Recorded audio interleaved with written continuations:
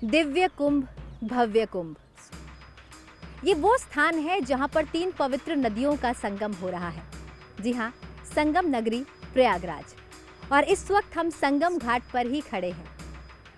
आज इसकी भव्यता और भी अधिक इसलिए बढ़ गई है क्योंकि विश्व सहभागिता के लिए आज यहाँ पर 190 देशों से प्रतिनिधि आए हैं भारतीय संस्कृति को जानने और इसमें रमने। बायोमेडिकल वेस्ट, जी हाँ, ये कचरा भले ही एक अस्पताल के लिए मामूली कचरा हो, लेकिन भारत सरकार और इंडियन मेडिकल काउंसिल के मुताबिक ये मौत का सामान है। दरअसल अस्पतालों से निकलने वाले कचरे से फैले संक्रमण से HIV, महामारी और कई ऐसी बीमारियां हो सकती हैं जो हमारे लिए काफी खतरनाक है।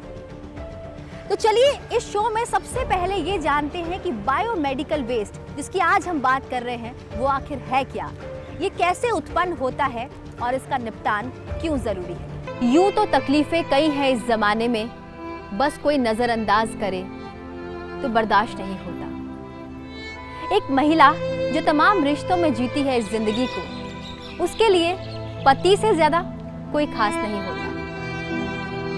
लेकिन न जाने क्यों जिंदगी में कभी कभी ऐसा अंधकार आ जाता है कि वो अपने जीवन को कहीं रोक लेती है, कहीं रुक जाती है, कहीं थक जाती है, कहीं थम जाती है। रॉजर फेडरर, नोवाक जोकोविच और राफेल नाडाल, ये तीनों ही टेनिस इतिहास के सबसे सफल खिलाड़ी माने जाते हैं।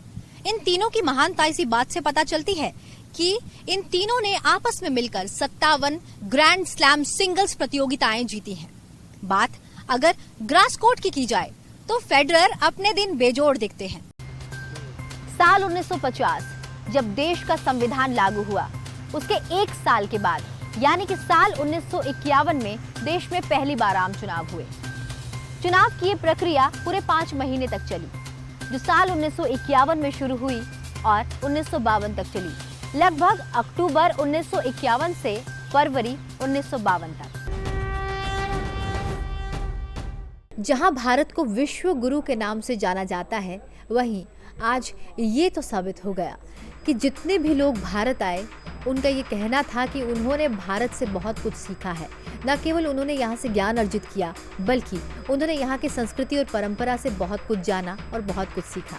ये कहना गलत नहीं होगा कि यूनिटी इन डाइवर्सिटी यानी कि अनेकता में एकता भारत में दिखाई देती है। तो इस कुंभ मेले में जो पूरे विश्व से आए हुए लोगों का समागम था, वो अपने आप में अलौकिक था।